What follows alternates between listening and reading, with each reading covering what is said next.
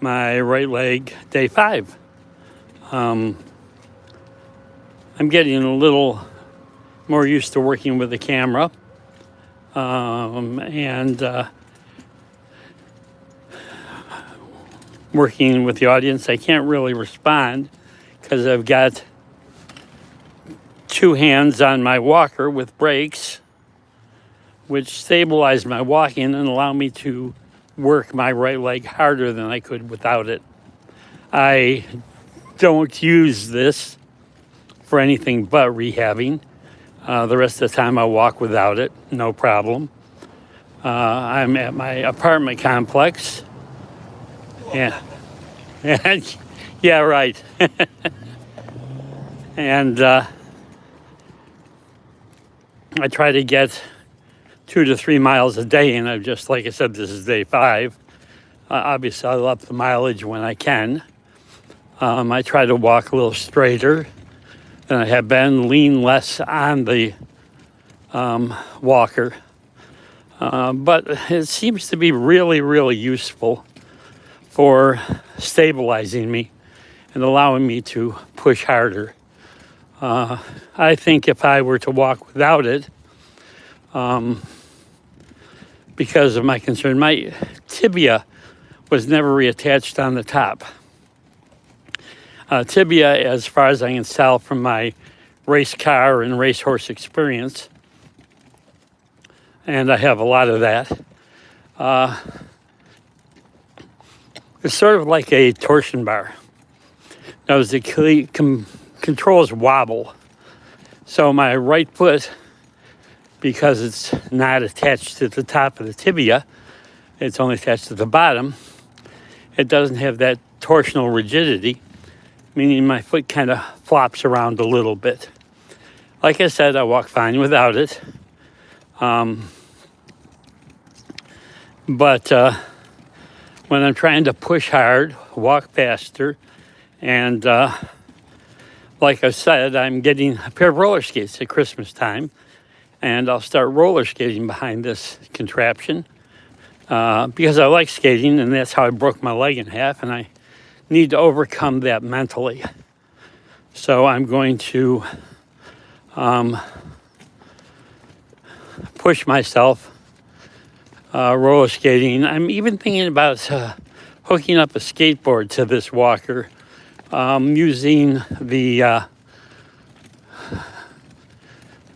lifts that you use on a lift tailgate on an SUV, things that hold the tailgate up because it's rather heavy, and putting one on each side, both of them drawn forward to the corners of the walker, and that way I can skateboard behind it, which I used to like to skateboard when I was younger. Now I'm going to be 74 next month, so younger is not a term I use very often anymore.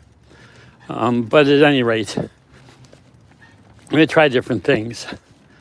I could motorize it, but that would really counteract the fact that I'm trying to use it to rehab something.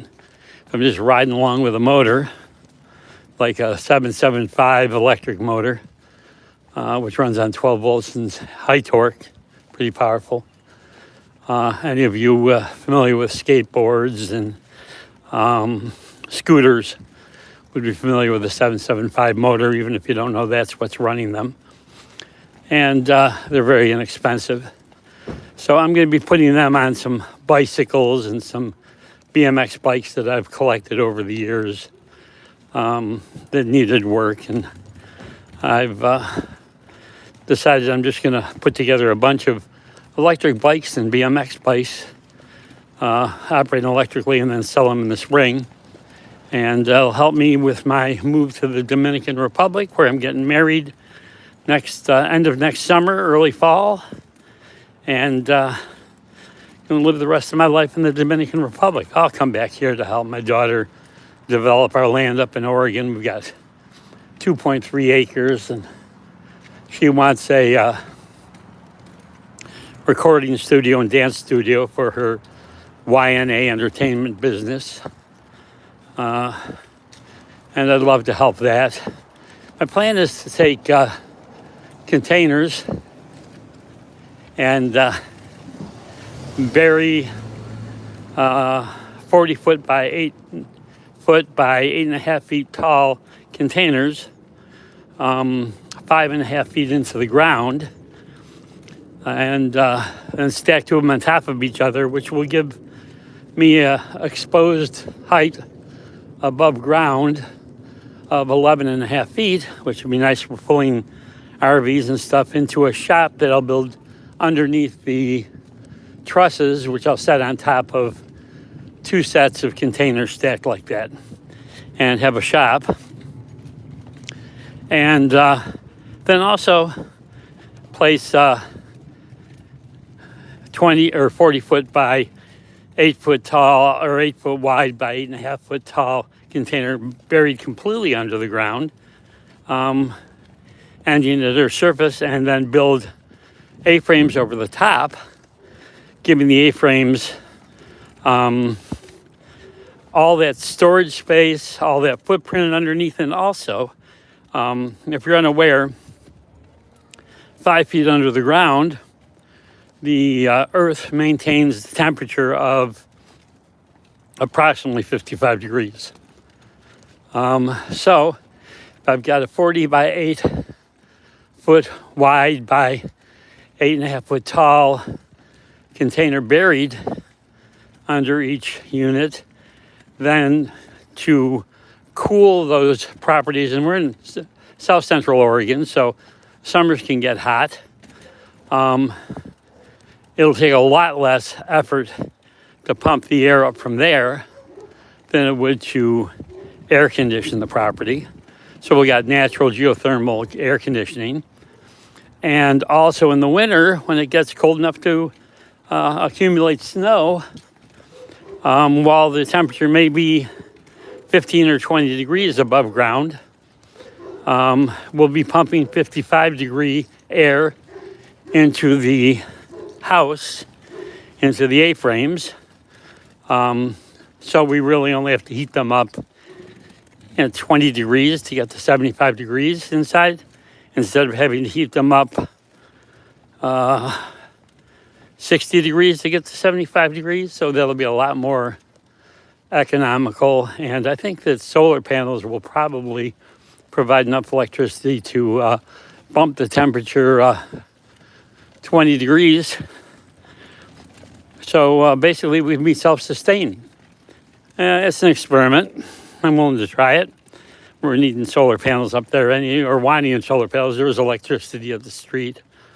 Let's call it a road, not street, because it's gravel. And looking for a sustainable lifestyle. We're going to use solar. We're going to use wind. We're going to put hopefully 2 ponds, one upper and one lower, and use hydro. And then also we're going to use the stream between the 2 ponds to naturally clean the water. Not good enough for drinking, obviously, but we'll have bottled and bring water in for drinking, but for plants and for bathing and the toilets and other such things. It'd be nice to have a water source, rainwater collection from the roof. We can probably clean that up enough that we might even be able to use that for drinking. I haven't decided yet, but we'll do what we can do. So anyways, I'm going to go down here one more time and then come back.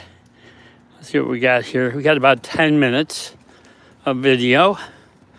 I set the camera. It's on a chest-mounted carrier, and I set it higher today so I could sort of keep an eye on it. Like I said, I've got my hands full. I really can't respond to anybody. I will look over the comments after I've published the video. But this is a monetized YouTube channel. If you follow, like, subscribe, comment, share, it helps my algorithm. It helps me make money. Not a lot of money. I make between 10 cents and 50 cents. Once in a while I'll have a 70-cent day or a dollar day, but very rarely. I collect about $100. I'm going to say once every 200 or 300 days. So maybe once a year. If I get the content more interesting, hopefully this is more interesting, we can up that. And I also, on this channel, I have my ebooks, which I write books for Kindle. They're brief books, $2.97 each. What I like about writing books for myself is, and I use AI to help me. I've got some good concepts, some good ideas, but I really like positive stories. So in spite of the fact that ChatGPT and other AI always want to throw in a villain, I refuse to put a villain in my stories. So you can be sure if you're going to read one of my stories and pay $2.97, I'm going to make $1.02 on it. And you're going to get a enjoyable read that is not drama in a negative sense. So thanks for watching. I'll be back later today to do more. Have a great day.